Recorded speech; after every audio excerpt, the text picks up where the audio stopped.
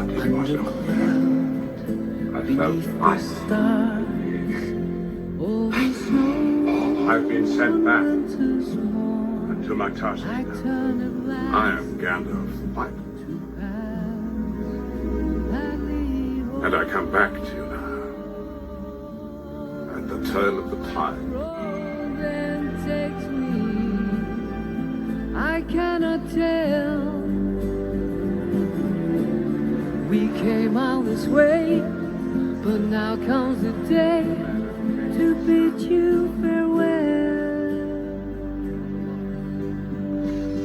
Many places I have been, many sorrows I've seen, but will I forget all who took that road? Night is now falling. He is not So coming back. this day,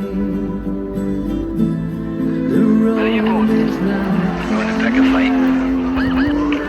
You are most welcome. lost away.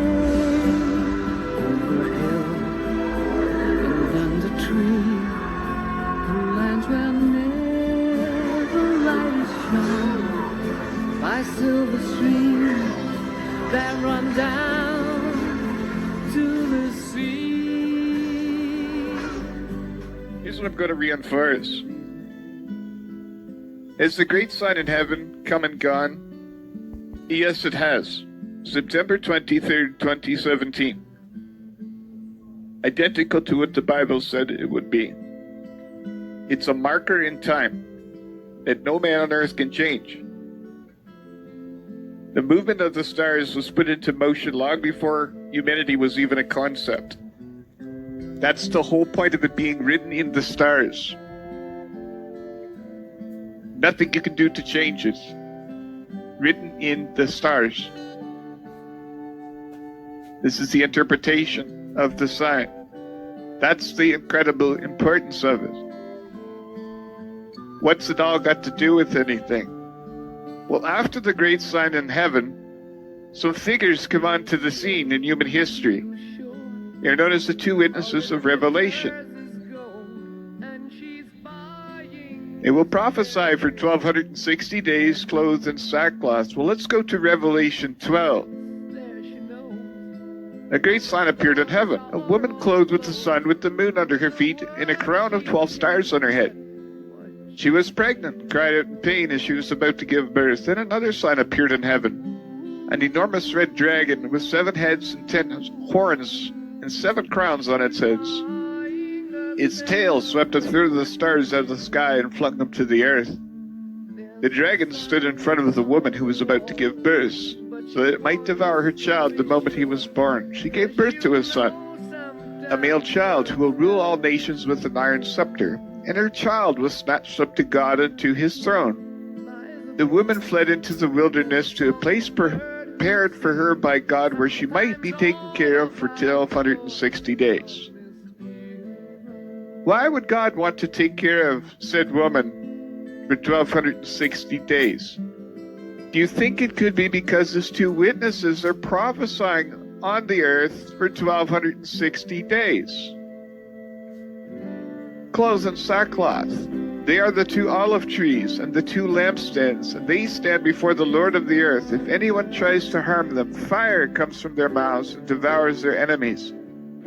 This is how anyone who wants to harm them must die. They have the power to shut up the heavens so that it will not rain during the time they are prophesying, and they have the power to turn the waters into blood and strike the earth with every kind of plague as often as they want. God's 2 witnesses after the great sign in heaven have full power over the earth. China just ravaged by a Category 5 to super typhoon. East coast of America hit. Japan mostly destroyed. Canada, the capital, getting hit very specifically by a virtually impossible hurricane. For the 1260 days after the great sign, for the 3.5 years, the first 3.5 years of the tribulation, He's not the hand of God. It is God's two witnesses.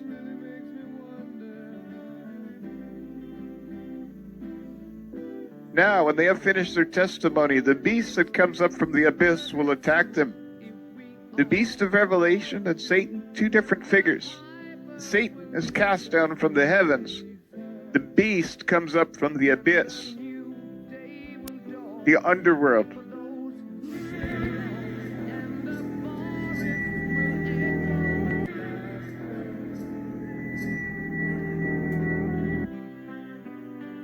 And overpower and kill them. Cross-reference. Then war broke out in heaven. Michael and his angels fought against the dragon, and the dragon and his angels fought back. But he was not strong enough, and they lost their place in heaven. The great dragon was hurled down, an ancient serpent called the devil or Satan, who leads the whole world astray. He was hurled to the earth, and his angels with him. The beast comes up from the abyss. Satan comes from the heavens. Are you getting a mental picture? Their bodies will lie in the public square of the great city, which is figuratively called Sodom and Egypt, where also their Lord was crucified. For 3.5 days, some from every people, tribe, language, and nation will gaze on their bodies and refuse them burial. The inhabitants of the earth will gloat over them and will celebrate by sending each other gifts, because these two prophets had tormented those who live on the earth. But after the 3.5 days, the breath of life from God entered them, and they stood on their feet, and terror struck those who saw them. Then they heard a loud voice from heaven saying to them, "Come up here." And they went up to heaven in a cloud, while their enemies looked on. Celestial bodies, forever visible to the eye, become obscure for these reasons. Body, forehead together. Meaning becomes invisible as the sacred prayers diminish. Do these things because they want you to try and debunk me. You will not. I'm going to prove it to you tonight. With the great sign in heaven. I read the story again, why not? A great sign appeared in heaven. A woman clothed with the sun, with the moon under her feet, and a crown of 12 stars on her head. She was pregnant. Keyword. Cried out in pain as she was about to give birth. That's all you need to know. It's a standalone thing in the Revelation prophecy that's not tied to anything else in the Bible. This is a statement in itself. It doesn't go back to Matthew this, John that, Peter this. This is a standalone thing. And here's what I want to show you guys tonight to explain this. If you look at where I am, I'm in Cairo, Egypt. The Sphinx, of course, ceases of all things. This is September 23rd, 2017. The crown of 12 stars, clothed in the sun, a child is born, the moon at her feet.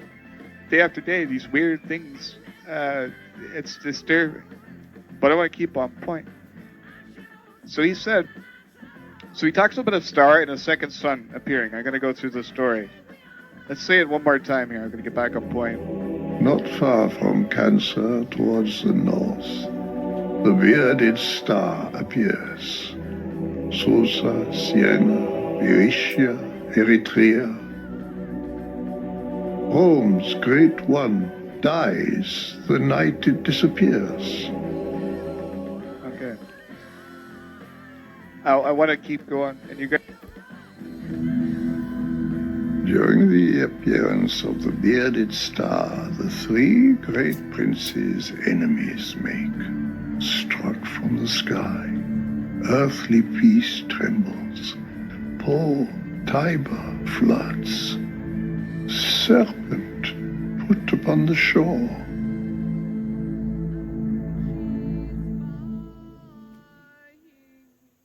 When the bearded star appears, there's a timeline of events that is exactly what the Bible just told you that's going to happen. Number one, the Pope is going to die. Number two, three great princes are coming to the earth.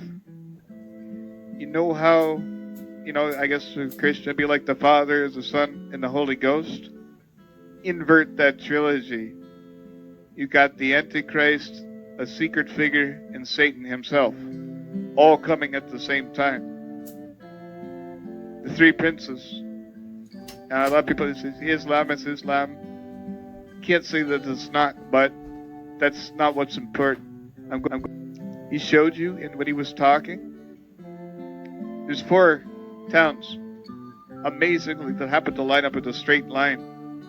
It points something out about the future. Guess what's sitting in the bloody middle of the thing, right? You got Rome, and he goes through Israel. This is a region, okay? I just want you guys to remember that. I'm going to tell you in the end. And here's the most disturbing part. Pay attention. Venus covered by the sun. Under its splendor, an occult form arises. Mercury reveals them to the fire. By warlike din put to doom. All right. Venus covered by the sun. And he said the word occult. An occult form arises. This is where my heart dies a little bit, because it's right here. I want to just show you back on the show. I want to show you with the date calculator. I sit like a man. It's not like Nostradamus sat down and read the Bible. He probably didn't, went to church. But his visions were able to prove the Bible beyond the shadow of a doubt. When the bearded star appears, Wormwood is an example that I'm working into. Because the reason why I brought this up is because a lot of people don't know these words and interpretations. Could Satan be a curse on the planet? You bet your ass. If you cast Satan down to earth, right, that star, that being, which again in terms of it's a mighty prince falling to the earth, it's going to curse the earth. This is that point in time. The waters will turn bitter and things like that. Right? It's open to interpretation, but that's the best I can do for you guys, and I hope it's good enough, because I gave you the bloody dates. It's mind-blowing. Like I still can't believe it. How is that possible? How can he know that? It's not the only time in history, obviously, that Venus is covered by the sun. I mean, it happens regularly. But the symbology that he used, and of all the things in the world, to be pointing at space right in between Pisces and Aquarius. The problem, my friends, here's the big problem that I need to reinforce. Is right at the start of the show, I told you that the celestial objects are being hidden in space. It's evident if you follow the Planet X community, there's something wrong, something being hidden. So maybe Nibiru is a bazillion miles away, is what I'm going to say. There's an event that should wake up the Earth, right? We should see something in the stars that tells us something weird's going on, right? But you won't even see it coming. NASA, the government has the technology to deflect lights, to create chemtrail clouds. I'm telling you the date that these come with 100% certainty. Now, if the Bible's inaccurate, that's not my problem. My research is solid. The man will be born in the bearded star. The Pope will die. This is going to lead me to the next part of my Francis hints he may not be around in 2019. I gave a date of roughly March 23rd, 2021. Pope Francis is Petrus Romanus, which is Peter of Rome, which is the best way to put it is the last Pope. The last true Pope. He was supposed to shepherd the sheep in many tribulations. He's not the Antichrist, is what I'm saying. A lot of people make these assumptions. He's the one that was set up for the fall. It's like a government racking up a crap load of debt and sticking this guy in next, right? You understand? There's a guy that's the fall guy. And I understand that he knows that the prophecy is against him. Whoever stands as Pope in 2021 will die. This is the thing. I sent messages to the Vatican a long time ago about this. It's not like it was a direct message, but I said, man, I mean, I don't have the right to call the Pope a pedo and things like that. Like, it's not like he's not the one doing it. He's stuck with the problem. Hey, so you're not supposed to judge. but look at what he's up against. So the man, if he retires, whoever takes the head will be dead within a couple years.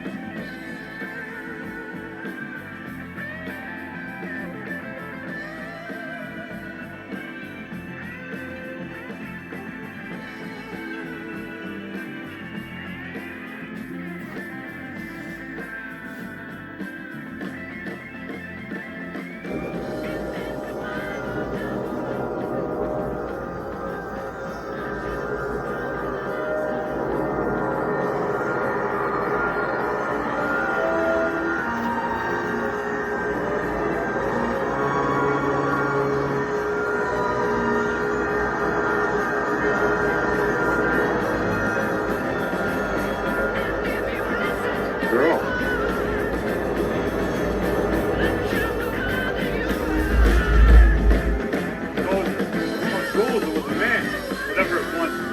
Whatever it is, it's got to get by us.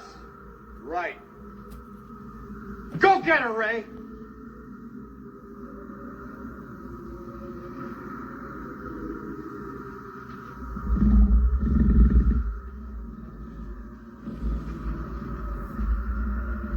Go to the Gozerian.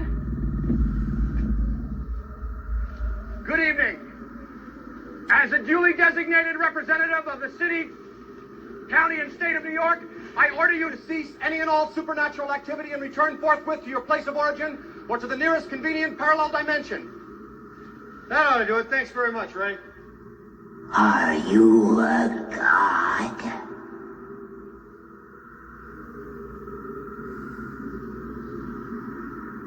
No. Then...